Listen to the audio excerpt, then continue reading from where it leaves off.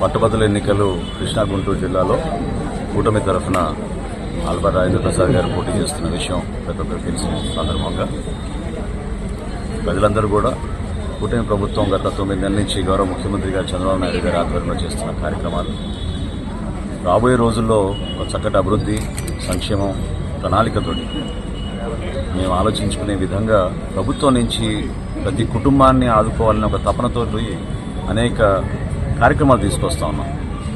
అది బలపరచాల్సిన బాధ్యత ప్రజలపైన కూడా ఉంటుంది. ప్రజాస్వామ్యంలో ఓట్ల సందర్భంగా ప్రత్యేకంగా శాసన మండలికి మీరు ఎవరినైతే ఎంపిక చేస్తున్నారో సభలో మీ సమస్యలపైన అనేక ప్రజా అంశాలపైన మాట్లాడగలిగే సమర్థవంతమైన నాయకుడు ఎంతో అవసరం.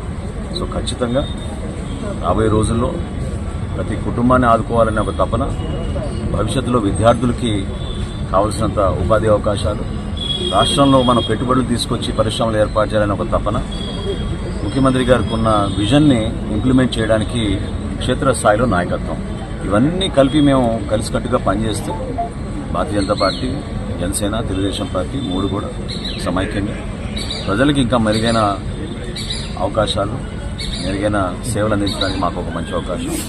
దాన్ని ప్రజలందరూ కూడా ఉపయోగించుకోవాలి. ఓటు హక్కును దయచేసి ప్రతి ఒక్కరు కూడా ఉపయోగించుకొని, ఇప్పటికే చక్కటి సంఖ్యలో పోలింగ్ జరుగుతోంది. ఇంకా సాయంత్రం 4 వరకు టైం ఉంది కాబట్టి తెనాలి నియోజకవర్గంలో ప్రజలందరూ కూడా నేను కోరేది దయచేసి మీరు అందరూ కూడా వచ్చి మీ ఓటుని వినియోగించుకోండి. భవిష్యత్తులో మేము చేసే కార్యక్రమాన్ని మీరు ఆశీర్వదించాల్సిన అవసరం తప్పకుండా ఉంది. కాబట్టి నేను చేసే ఈ ప్రక్రియలో మీరు కూడా భాగస్వాములు అవ్వాలని మనస్ఫూర్తిగా కోరుకుంటున్నాను.